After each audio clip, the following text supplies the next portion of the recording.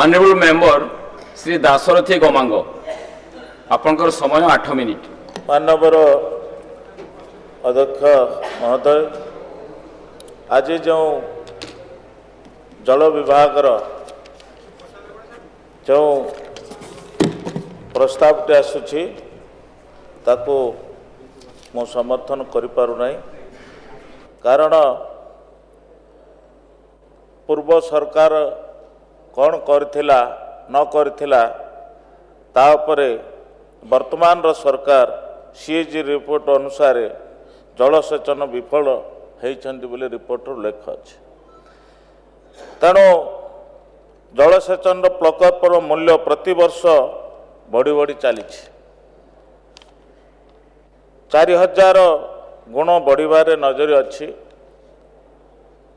तेणु सरकार आज निजे मुख्यमंत्री अछंती, आदिवासी नेता जने एवं आदिवासी मुख्यमंत्री राज्य रे स्थापित करछंती, सेतिपई धन्यवाद सरकार को।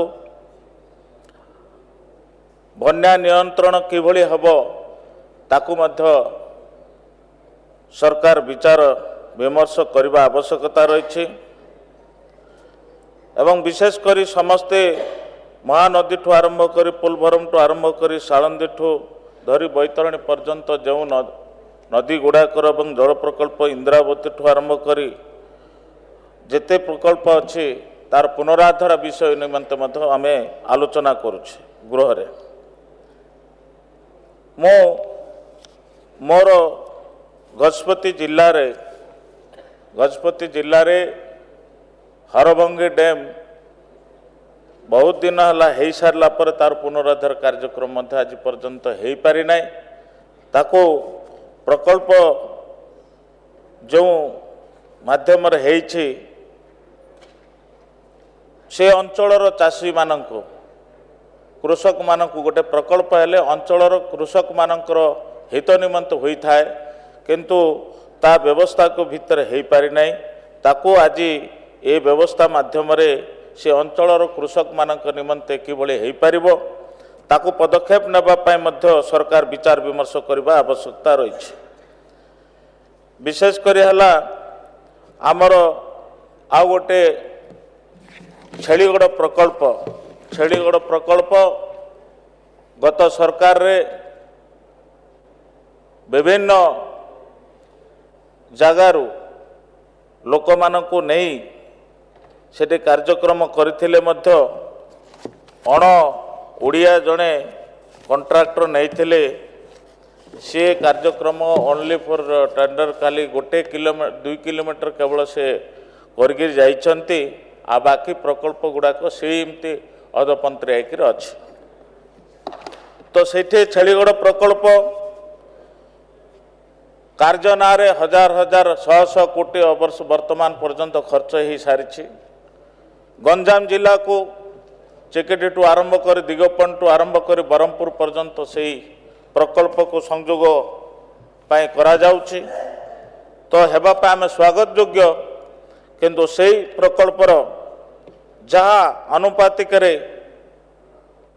लोकंकर जो थैथान करबा पाई पुनर्वसित स्थापन करबा पाई जे अंचलर जो लोक माने बासच्युत होउछंती सेमानंकु उचित ढंगरे सेमानंकर आउ पुनर्वसित स्थापन करबा पाई सरकार पदक्षेप नेबा आवश्यकता रही।